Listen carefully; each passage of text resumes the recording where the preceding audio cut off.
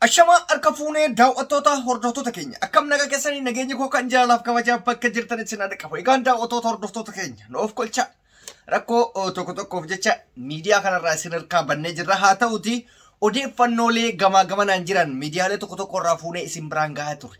Egaan daawwattoota hordoftoota keenya oduu qabatamaan amma harkaa qabnu isiniif dhiyeessee jira.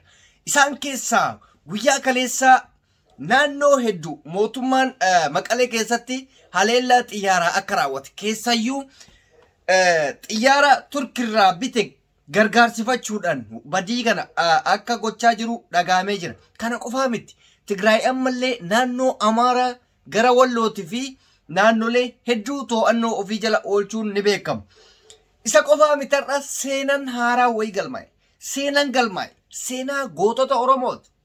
Seenaan isaan galmeessan gootonni keenya kanneen akka Jawaar, Baqqalaa Garbaa fi Hamzaa Booranaa mana hidhaa keessa taa'anii osoo hidhaa jirra jedhanii ofin ilaalin, osoo rakkoo keessa jirra jedhanii ofin ilaalin lammiilee keenya Booranatti buqqa'aniif gargaarsa isaanirraa eegamu kennanii raajii uumanii jiran jechuudha. Hayyoonni keenya yeroo ammaa kanatti haasa'uu malee, ergaa dabarsuu malee, ajajuu malee kan saba bira dhaabatu argine hin beeynu, kan saba gargaaru argine hin beeynu, hojiin isaa haasaa qofa.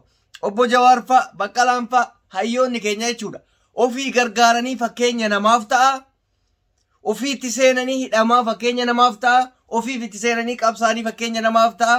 Karaa kanaan dhugaanii jechuudha.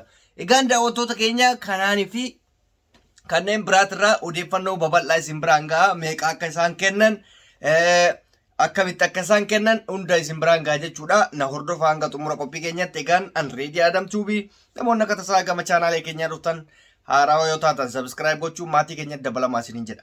Egaan daawwattoota hordoftoota keenya haalli biyya keenya keessa jiru akkuma isin argaa jirtan Tigraay bifa ajaa'ibsiisaa ta'een naannoo hedduu qabataa jirti. Keessayyuu naannoo Amaaraa akkasuma gama kaaba Walloo kana haala ajaa'ibsiisaa ta'een weeraranii qabataa jiran. Mootummaanis gama kaaba Walloo kana waraana ofii ergee hanga danda'ame qolachuudhaaf waraana walitti bananii jiranii jechuudha. Waraana kanatti garuu guyyaa samoona akkuma miidiyaan addunyaa haasa'aa turetti Itoophiyaan Turkiirraa waraana diroonii yookaan diroonii xiyyaara nama maleessa deemtu jechuudha. Bite jechuudha.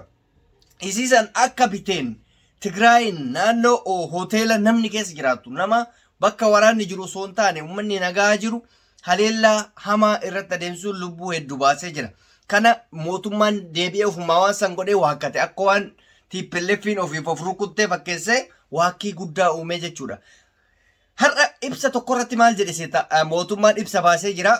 Ibsa baase kana irratti wantoota ta'ame kan hunda waakkatu. Lammaffaan immootu biyya shororkeessuuf akka ofiif of leelanitti dubbata. Inni biraa baankilee adda addaa iddoo kaaba Walloo fi Amaaraa kanatti sababa midhaan ga'ee jedheef midhaan kana saamuudhaaf gocha kana weeraranii. Inni biraa Tigraay yookaan Maqalee magaalaa guddoo biyyattii gochuuf akkasuma biyyattii Itoophiyaa jedhamtu achirratti lafa dhaabuudhaaf qabsaa'aa jiranii waan jedhuun ibsa ejjennoo kijibaa tokko gannaqaa ture.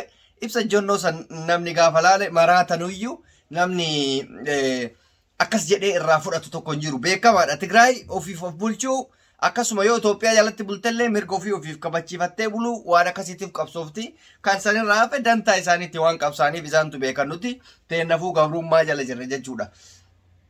Ittaansee akka tasaa waraana Abaawoo Shanee keessaa jedhanii yaaman kaa jarri nuti woboo jennee beekna. Woboo keessaa akka tasaa tokko wayii har'a karaa nagayaatiin qabsoo galee maal jedhanii odeessanii namni tokko galuun kaayyoo Abaawoo duuban deebisu, namni tokko galuun galma manaa baameef san duuban deebisu isa akka guddaa godhanii haasa'an jechuudha.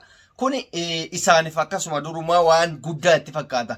Mee amma waa'ee hayyoota keenyatti gaafa darbinu hayyoonni keenya mana hidhaa keessa ta'anii Oromoon irraa cal'isus, Oromoo waa'ee isaanii irraanfatus, isaan Oromoo sin irraanfanne kaayyoo hidhamaniif qabanii mana hidhaa san keessatti rakkoo hoongee uummata keenya Booranaa dhaqqabaa jiru sababeeffatanii hundi isaaniitu hanga dandeettii isaaniitiin tumsa lammiilee keenya baankii daldala Itoophiyaatirraa mallaqa xiqqoo qabanirraa gumaachanii jiran. Oromoon kana yaaduun isaa mana hidhaa keessa taa'ee wanti kun gochuu isaa baay'ee tokko dhugaa rabbititti abdii namatti tolaa jechuudha. Obbo Jawaar fa'aa silaa har'a nama ofii isaaniitiifuu harka mootummaatti galanii afaan ukkaanfamanii nama jiranidha. Birrii Itoophiyaa 60,000 lammiilee saniif bishaanis yoo bitte nyaata loonis yoo bitte jedhanii kan hojii tokko hin qabne kan mana hidhaa keessa jiran kan mallaqa tokko hin qabne wanti xiqqoo achi harkaa qaban irraa fuudhanii laatanii jiranii jechuudha.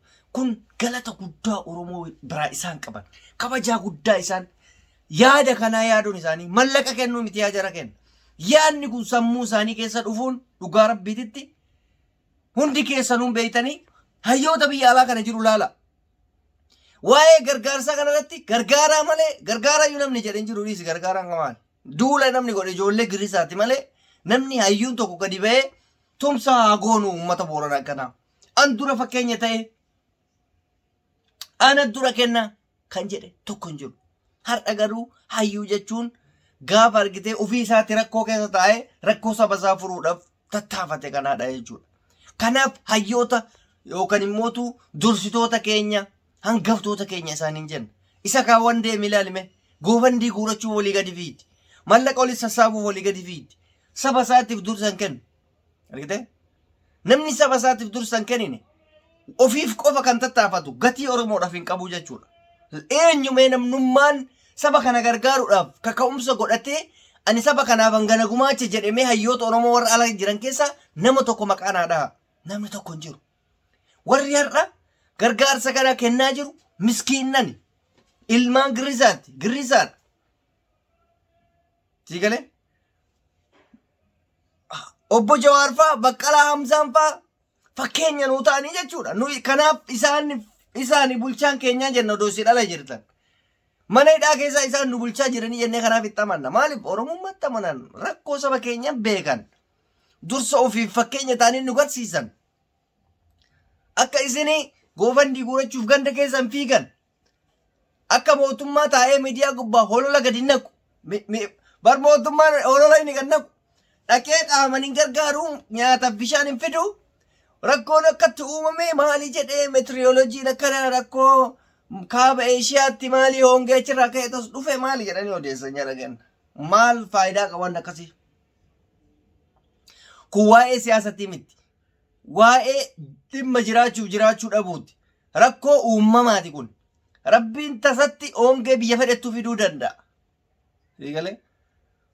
Hongee kana jaalatanii ofitti hin fidne. Rooba dirqamaan roobsisuu hin danda'amu. Rooba kijiba roobsisaa turtatan maal roobsifne mee warri mootummaa.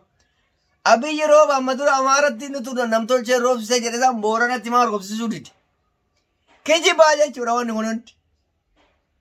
Kijiba guddaa. Mee yoo uummanni akkatti rakkatu kana maal roobsifne duumessa saasan fidee duumessa forjidii jedhu san kijiba. Siyaasa jechuudha. Kana isinii dhaama wandumaafuu hayyoonni kenna galatooma kabajaa isinii qabna.